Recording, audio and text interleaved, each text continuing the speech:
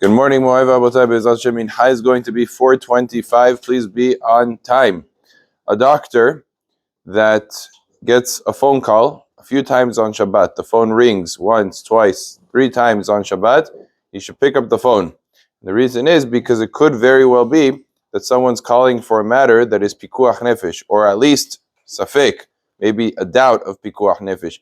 And therefore, if the doctor just says, no, it's Shabbat, I'm not going to pick it up, he might be potentially causing a person to endanger his life, and therefore he should pick it up, unless he knows that there's some nudnik in his family that always calls him.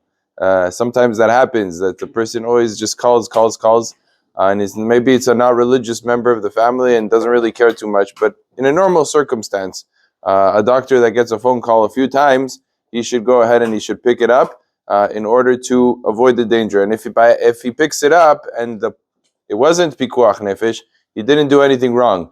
He was intending for saving life, even if it ended up in retroactively not really being anything that's life-threatening, he still did not violate halacha in the least bit. Same thing would be true even if a person is not a doctor, but he knows that there's a family member that's ill, that's not doing well, and he gets a phone call from that home, and it could very well be that there's a life-threatening situation. He should also, once the phone rings a few times, he should pick up the phone and assess if it's really something that they need him for, and go based on that information. But you shouldn't just pretend like you're not picking up the phone, because there might really be a life-threatening situation. Baruch Adonai le'olam, amen v'amen.